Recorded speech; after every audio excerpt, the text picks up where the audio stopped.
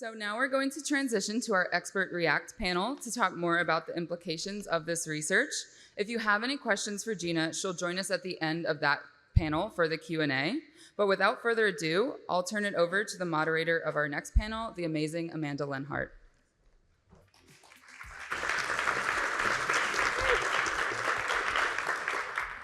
All right, hello everyone. Welcome, welcome to the Researchers React panel. I'm Amanda Lenhart, and the way we're gonna do this is we're gonna just jump right in. I'm gonna ask Sunny Liu and Anne-Sophie Serret to respond to the panel, and they're also gonna introduce themselves as a part of their opening remarks. So we're gonna start at the end with Anne-Sophie. Hello everyone, Anne-Sophie Serret. Thank you so much for having me. I'm the executive director of Everyone AI. It's a nonprofit based in California, even if I have a strong French accent. And our mission is to anticipate and educate about the risks and the opportunities of AI for 0 to 25 years old until the brain is fully developed. We are co-leading an international coalition called iRaise with 12 governments, big tech companies like Google, Anthropic, OpenAI, Microsoft, and 40 NGOs, including FOSI, of course, researchers both in AI and children development. Sunny. Okay, thanks, Sophie. My name is Sunny Liu. I'm Director of Research at Stanford Social Media Lab. Great, and everybody knows Alana. So talk to me about your thoughts, your initial thoughts based on Alana and Gina's presentation just now. Yeah, please. I would like to start with the use. I think we see that 50% of the use are at school, and I really want to highlight that AI is still here and it is not moving. So I encourage a lot schools to really integrate that idea that it will not move and to not focus too much on how to identify if the children cheat, because the real question is more about how to reinvent the future of education.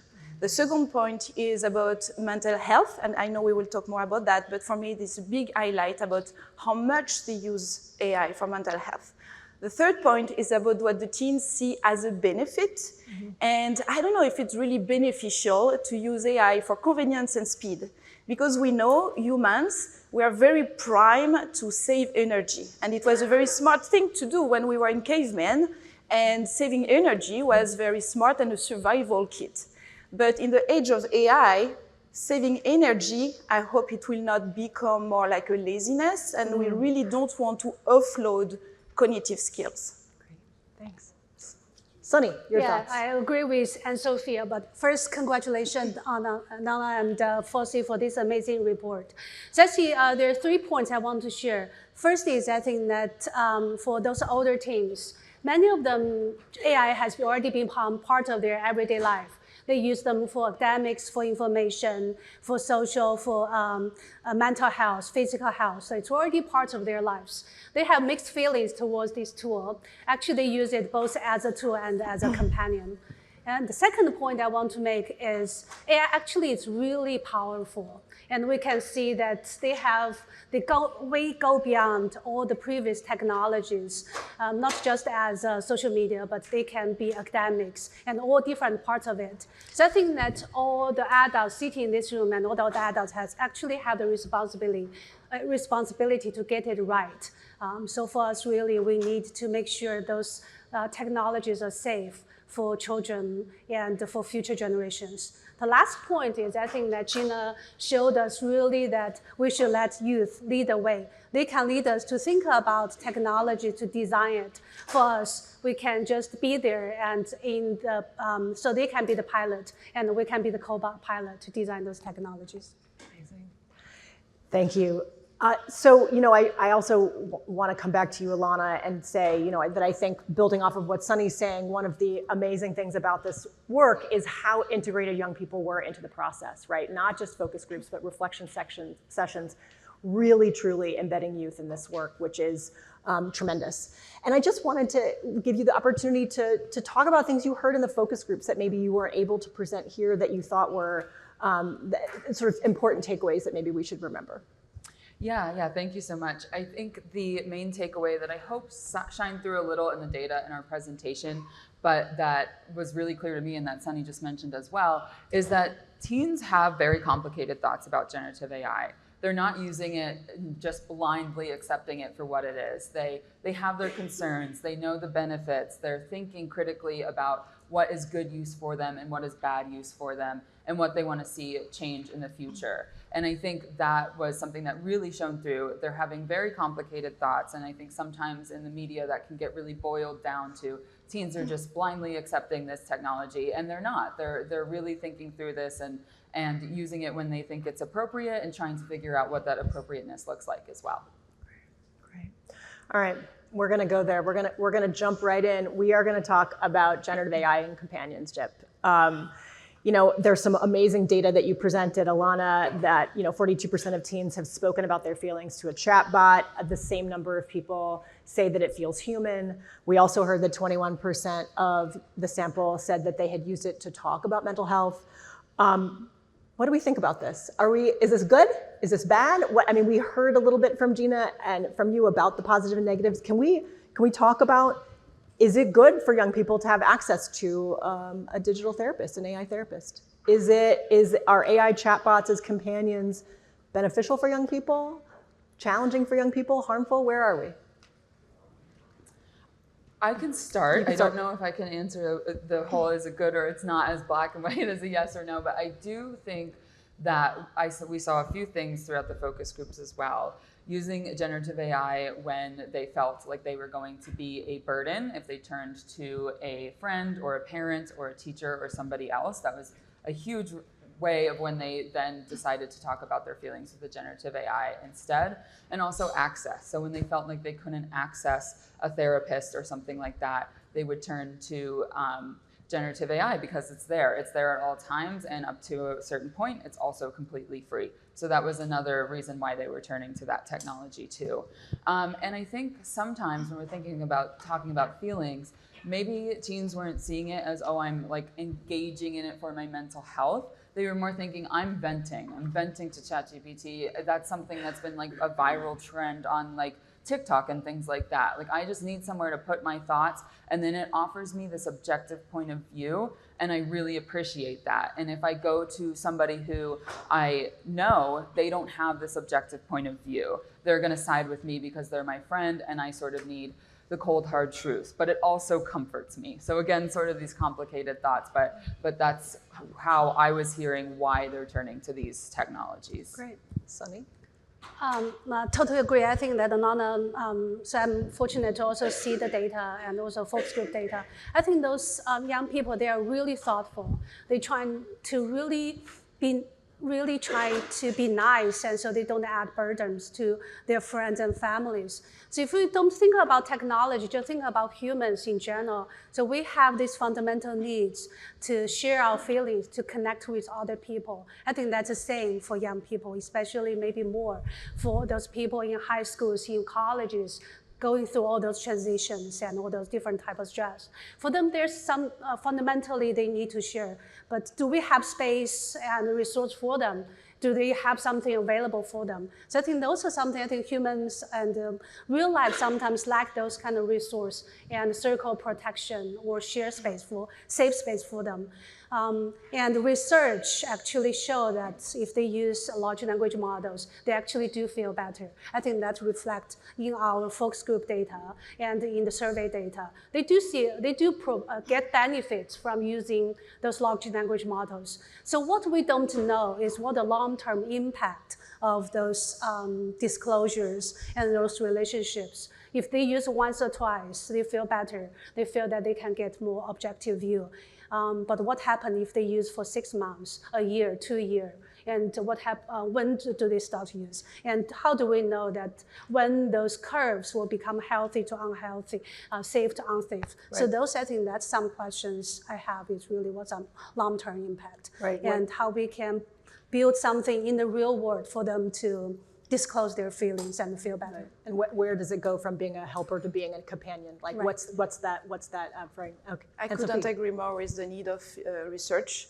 I think we don't know enough, but we still can use the research already available also to have some anticipation. But I agree, we need to dig into that a lot more. We have so much talked about AI companionship at Everyone AI. First, I would like to start with one benefit we can identify. Not in companionship, but in AI anthropomorphism, like when AI pretend or have some human cues, it's in education. We see that children have a better understanding, are more motivated in the context of education when AI simulates more how to be a human. So I would say, why not having an AI tutor? But then in the context of buddy, friend, supporter, I really think the risks are much, much higher than the benefits. And we really have to have in mind that AI, when it pretends to be a human, it's really against some of the children's rights. So just to name a few, protection from manipulation and undue influence, so Article 5, 16, 17, 32, 36, but also freedom of thought, conscience, and belief, and just to name them, but a lot more are in stake when AI pretend to be a human. So really, the risks are super high, and children want that. Teens will want to talk with AI because it feels great, they will have a lot of dopamine, and so they will want more. But then the risk is that they will not have the oxytocin hormone, the love hormone, which is very important for well-being and also reducing stress. So this is really not what we need in this world, more dopamine and less oxytocin in the well-being stage of our teenagers. This is not what we need. So I think it's very important to balance the risk and the benefits. I live in Silicon Valley, and I hear so many pitches about the issue of loneliness and how AI companionship will resolve the loneliness. And I think it couldn't be so wrong. For me, it really feels like you are watching a sun on a screen and you think you will have vitamin D. It doesn't work that way, right? Like, we are human, we have bodies, so just pretending that we are addressing the issue doesn't mean we are actually addressing it the right way. So if we have one rule, you were looking for what should we say to different stakeholders. I think if I have one today is to anticipate the risk of AI companionship. And we are launching a day, December 10th, about No AI Friend for children and teenagers. Their brain is still developing. They have to learn in this very important phase of development a lot of things, including social relation, including human relationship. And so this is very important that we can protect those windows of development during childhood and teenager. Yeah. So very strong. Thank you for that question. I think it's a very important discussion today. Yeah, and I just want to add a quick follow-up, which is, I think one of the things that underpins some of the challenges, which we sort of touched on, is this idea of sycophancy, right? Like that AI chatbots, they love you. Everything you say is amazing. And what is that? I mean, do we have thoughts about what does that mean for child development? And if we take the sycophancy away, are we fixing the problem? That's a great question. I would love to see if we take the sycophancy away, and I think that's a very good study and research we should do. Yeah. I think there's a big issue. We were seeing on the social media the echo chamber. Yeah. Now the echo chamber will not be just you and your friend, but you. And there's already a lot of psychosis case, right? Like that people are just in their mind and just reinforced by AI. So I see a lot of risk in that area too. But we need more research on that specific topic. And we're talking about that with AI companies. They anticipate and they identify that as an issue, and they know they have to work on it. Yeah. So I think that there's actually experiment conducted, I think a couple of weeks ago. They put one AI model not being removed the sycophancy, and then found out that people don't like it because those AIs become mean. And I think that so it's really, I think what we don't know is what's a balance. We do know that when that's sycophantic, they definitely have harms. But how to trick those balances, where are those balances, and for whom, and for how do we really set up those guidelines? We have really very limited understanding about that. So I do, especially I think that and Sophie mentioned about for children and the development stage, development age is very different. I think that connection with other objects is not new. Teddy bears, a blanket, or even a tree, something that we all, or it's like our phone. So we have those natural tendencies to actually have those. Maybe parasocial relationships, even with cartoon characters or movie stars. What's different, I think it's exactly because I think those, your teddy bear will not always praise you, and your parasocial characters will not always have those individual conversations. So there's lots of things we don't know about what terms are right for those interactions with AI, especially for children, and how should we think about it? Should we not even allow children under 10 to have those relationships, but how do we really set up those boundaries? Yeah, and that's actually a really good point, right? I think it's important for us to all note that this research is with young people 15 to 18, right? So older adolescents, right? And so some ways, some of the findings about parents are not that surprising, right? Because older teens are like, yeah, see ya, I'm good. But younger kids might have had a different response. And so I'm just curious, you've touched on it, Sunny, but how do we think this would be, both would this work be different if there had been younger children involved, but also how do we need to think about this perhaps differently for the youngest children as opposed to older adolescents? I will also look at the windows of development. So there's a lot during childhood, but also during teenagehood. So I think the risk is very high as well, and maybe higher. Also, we don't want more technoference, so when the tech is between humans, but especially between parents and children. I have children myself. I totally see the benefits of a teddy bear that will sing a lullaby in the middle of the night and that will have the little vibration that the baby will love and the baby will fall asleep. But as humans, we need this type of connections. We need this oxytocin at 2 a.m. in the morning when you have your baby cry because you are bonding and you are creating attachment in both ways, to the parents, to the child, but also the children to the parents. And when you have a teenager, it's very important that you woke up at 2 a.m. in the morning for having this attachment. So I think there's a lot that we will need to know.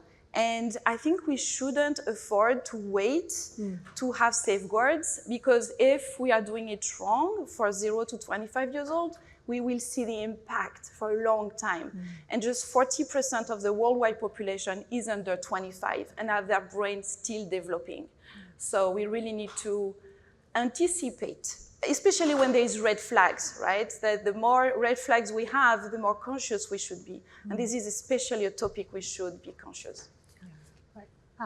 So I think that if the survey, so just my prediction, if I think the survey will conducted with younger kids, I think that they will less used for academics and more maybe for some other creativity and exploration. Also think that parents will play a higher role in their use. So they think they teach themselves, but I think for younger kids, I think parents and schools will have a more important role there.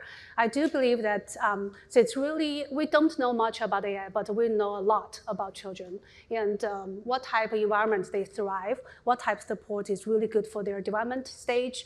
I do think that all the lessons we learned for decades of child development can be used to think about how we think about how to design AI and how to guide us to think about how we can give guidance about AI use and designs.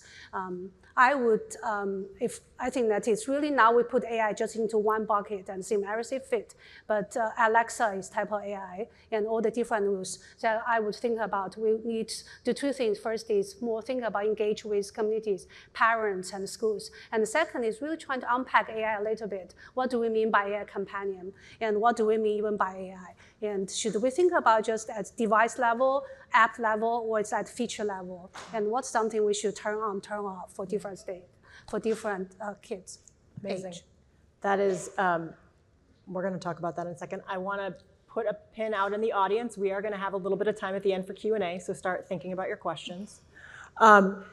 So this actually comes right back to the question I want to talk about. You're talking about guidance and what we should potentially do. So who's responsible for teaching young people about this? So we hear in the data that parents are not really high on older adolescents' lists of people they want to hear from. Maybe younger kids would want to hear from parents.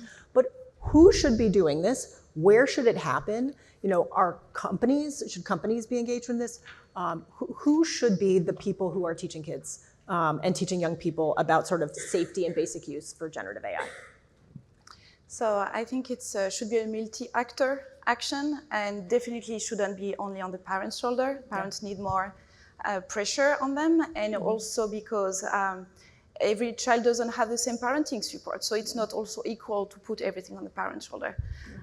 When we talk about AI literacy, I would like to highlight the need of human literacy, because when we know how we function, we can also have a better understanding of the risk and the opportunities. So for example, when you understand machine learning in the social media, and then you understand that the dopamine system and humans are craving for more dopamine, then you see the two loops that are feeding each other. And it's very important, like when we teach that to teens, they are like, wow, like they realize that it's not their fault, they are addicted to social media, and it's because there is an AI system, so not generative AI, but there is an AI system that are feeding them and that are learning from them. And so I think it's a very good way to take control of our use, is to understand both. I would like to end with the role of companies. Of course, companies have a role to teach, but also on the onboarding process, for example. But the most important is in the design of the product. Having a banner saying this is an AI product is seriously not enough. It's good for transparency, but it's not enough. We all forget that we're talking to a calculator.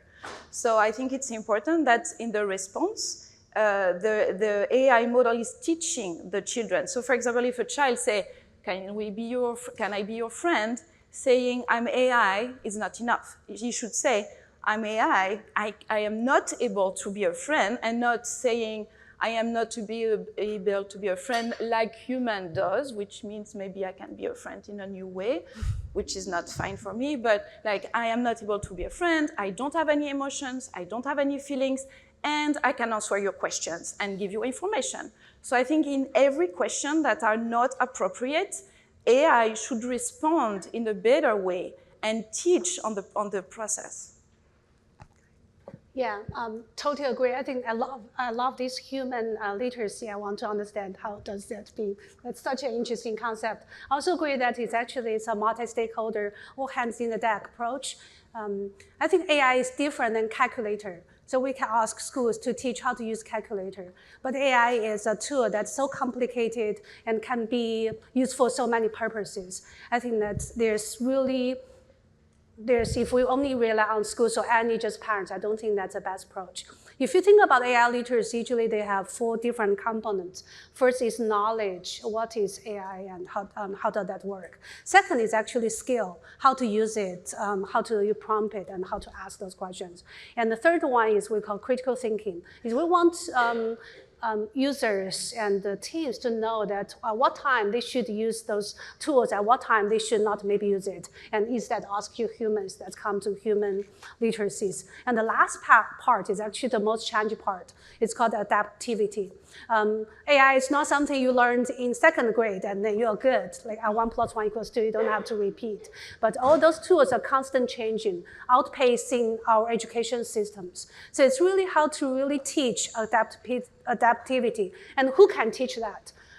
So I think we need schools, parents, libraries, communities, tech platforms all work together to figure out how to put all those 4 pieces together: knowledge, skills, critical thinking, and adaptivities. And also trying to be a way that don't really add burden.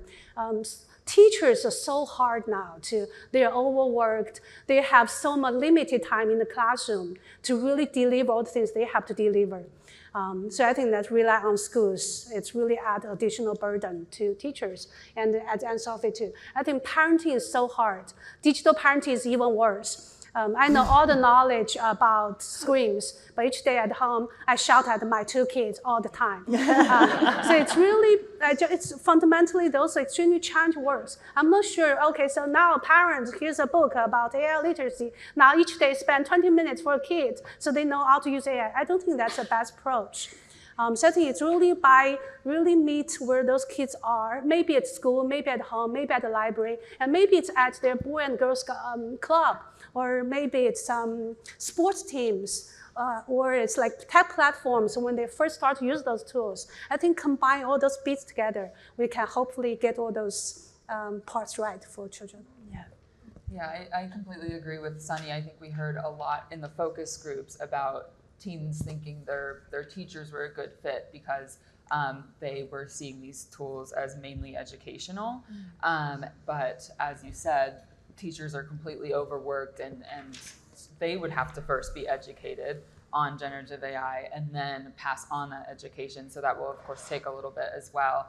And then the other thing we saw is a lot of reliance on themselves and a lot of reliance on their peers. Like we heard from, I talked to my sibling about how we use this technology. I talked to my friends. My friend showed it to me and told me how to use it, and then I started experimenting. So when we talk about meeting teens where they are, I think they're talking amongst themselves and learning themselves by experimenting, and maybe also looking up videos on YouTube, accessing other parts of the internet to learn about generative AI. So I think they're kind of building their own community trying to learn, and I think it's important to keep that in mind as well.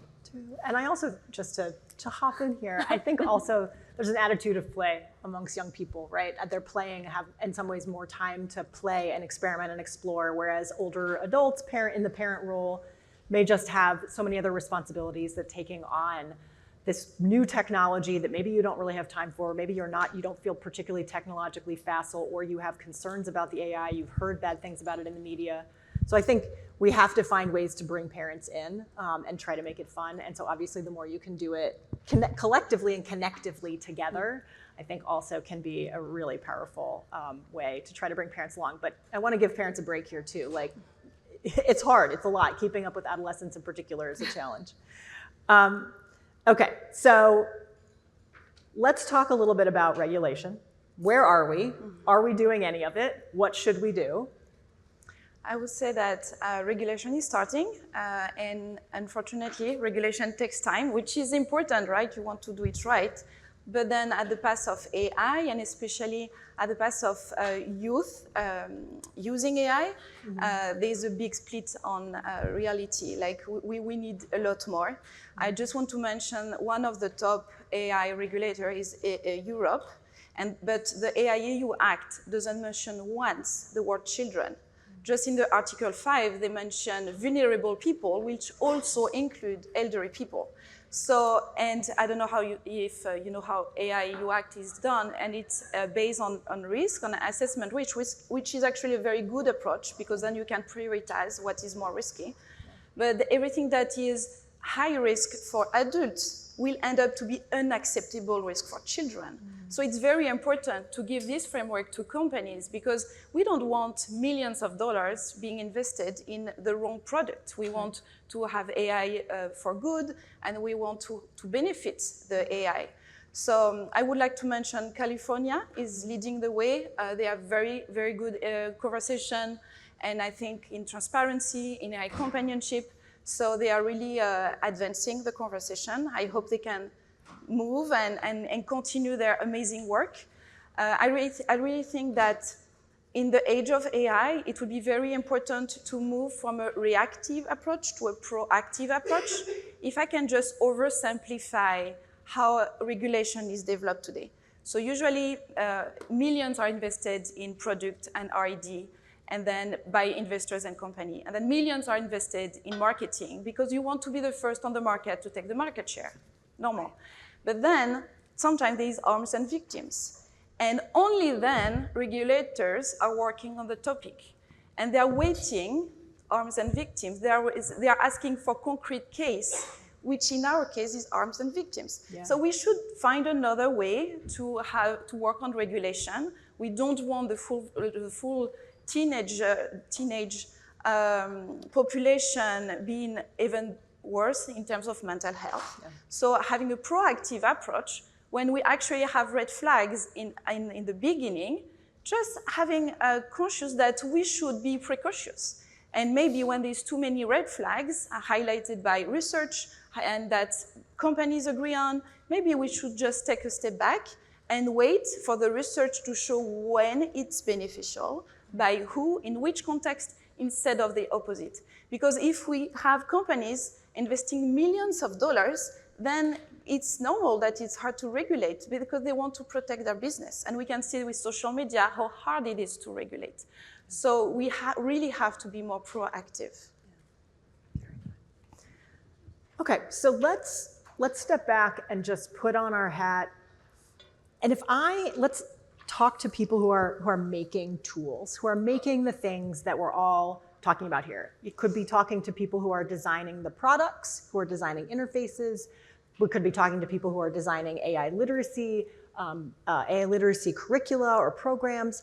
What do we want to tell them? What do we want to see the people who are making these products and who are making AI literacy tools for us?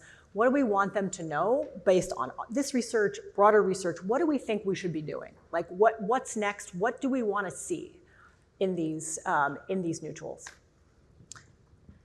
I think safety is not enough. AI is very powerful, so we really need to have beneficial AI for children. If there is an AI tool or an AI use that is not beneficial, we should just don't use it because maybe it will replace other activities, sports, friendship, in real life activities.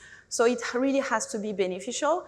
And I think companies shouldn't have teams deeply engaged and especially emotionally engaged. We shouldn't have emotional reliance on AI or we will have a big impact. And I think companies are very in charge of the design. They really have to work on the design. And a lot of companies are like, oh, what should we say if the children are very wrong intention, right, or harmful content. But I think we shouldn't wait that time. Like, we are not talking to our mental health issue or feelings to a calculator or to our bank accounting, right? So because there's not this relationship that have been nurtured. So we really need to, before that, we shouldn't just allow a deep relationship and emotional reliance since the beginning. When the wrong question pop up, I will say it's too late. Of course, they have to figure out how to respond in the right way for children's safety. But when the question comes, it's already too late. They should have designed the product much earlier to avoid this emotional reliance. I would say involve young people. We just had a fantastic young person on the stage. There are plenty of young people involved in this research who helped me with the design and the interpretation in ways that I, as an adult, would not have understood. And I think if you are bringing a product to market that's talking about or engaging young people, you have an obligation to speak to the young people themselves. That would be my takeaway. Yeah, I think that I would hope that the designs can be future-proof. So no matter how technology changes, fundamentally those designs are good for kids and can help our kids thrive. We don't know much about AI, but we know a lot about children development. Fundamentally, they need, I think, that circle of care so people can protect them. Or they also need agency, they all need autonomy, they need sense of belonging. If the tools can really achieve that, I think that would be wonderful. That's amazing. All right, we are going to go to our last question, and then we're going to go to your questions. So get ready. So our last question is sort of where are we headed? You know, what we've talked a little bit about sort of what we think we should do. What do we think is next? What do we see both either in the tech itself or in regulation or in sort of how schools and parents and families are thinking about this? What's next? We can maybe start with Ilana and we'll end. Yeah, I think that's a really good question. I think we're so early on that it can be hard to tell as we're all trying to figure out these tools at the same time. I'll say something in the report that didn't make it into the presentation is that we found that most older teens, of course, as we surveyed, are only using generative AI for 1 or 2 use purposes. I think we found 3 and 5 teens fall into that category. So there isn't quite yet this broad expanse of using generative AI for everything, but that could come in the future. We also found that a lot of teens are seeing ads for things like chatbots. So they're definitely getting some targeted advertising. So perhaps that will lead to more use in the future. And I think we have to prepare for that and make sure that they are safe.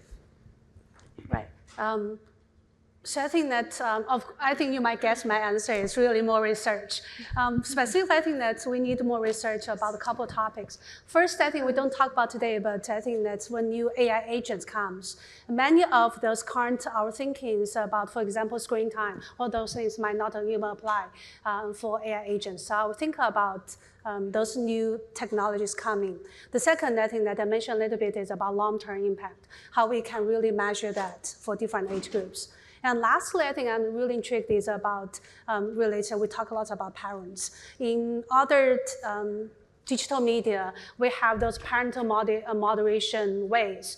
You either set up their screen limits or different ways. Are there still, will they still work? In what way? So I think that's really, I would love to see more research about new tools like AI agents and longitudinal studies. But all is, do we have some evidence how to really support parents or even schools? How can they teach AI literacy? In what classroom, for how long? This is why we love working with you. I'm totally up for more research. And by waiting for the research, we also should use the research already available. As you said, like we know a lot about humans and children development. So we need to use that science already available. And my advice to end is like multi-stakeholder approach. We have to bring together companies and researchers, both in AI and children development. NGOs are doing amazing work and publication. We have to bring the youth voice, of course, inside the conversation, and governments. I think having this multi-stakeholder approach really help to be on a voluntary basis, doing it right. We shouldn't wait for regulation, even if regulation should come faster, but we shouldn't wait for regulation.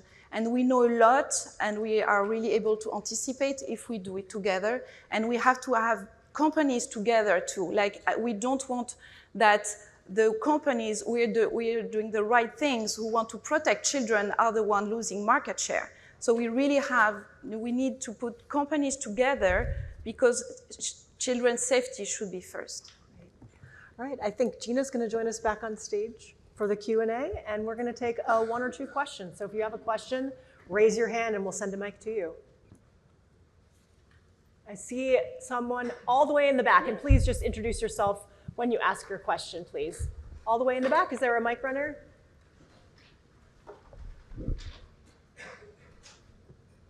Hi, thank you so much. Laura Chapman-Rubbo with the Walt Disney Company. I'm reflecting upon the output that teens are teaching each other about AI, and I'm thinking a little bit about teens are also following social media influencers. And I'm wondering about the extent to which either social media influencers are talking about these issues or could be engaged to talk about these issues, because kids are, clearly learning themselves, they're clearly talking to each other, and they're clearly following a lot of people online. And so I'm wondering, like, how do we engage that community to be, kind of educators for kids about safety with AI? Yeah, I think that's a really good suggestion. I am not sure how much influencers are currently engaging in these issues, but I think that would be a great idea. My favorite influencer, Andrew the Policy Guy, is here today, and perhaps we should start a series to start talking about these issues. But I think that's a great instance of meeting kids where they are. And we did hear from a few focus group participants talking about, I looked this up on YouTube. So I don't know if it was more of just like a screen recording or if they were going to influencers in this space, but I think they probably are to an extent. And Gina, I'm curious from your perspective, do you feel like young people are using influencers to learn about AI and things like that? Would that be effective as a way to reach young people? In my opinion, it's a yes and a no, only because as humans ourselves, we are always dependent on anything. Even if you think you're independent, you're depending on something. Mm-hmm. So with an influencer telling me like not to use AI, I don't think that's something you can stop. Really. AI will now, since it has gotten introduced to the world, no one's going to stop using it. I will say that we really need to change the algorithm of social media if we want them to push educational content. I don't see how an influencer will win followers if they talk about education and AI literacy, unless they put some makeup and do other things. So I wish it would be a great idea. Let's put more algorithm on pushing this educational content. Yeah, and most of influencers today, they use AI like prompts to generate their videos. And for example, I don't know if you guys saw those like AI slime things. It's with the fire slime, like lava slime. And yeah. Well, that's actually a really good point too, is that, you know, AI influencers are also, I wonder how much they think about it as they try to exist in a space with increasing AI content in those feeds, in those spaces where they're trying to rise up as a sort of a human in the AI, in a world of AI content / slop, how hard that might be for them. I don't think we have enough time for one more question, so I'm going to say thank you all so much. Let's give these folks a wonderful round of applause for all their insights today. Thank you so much.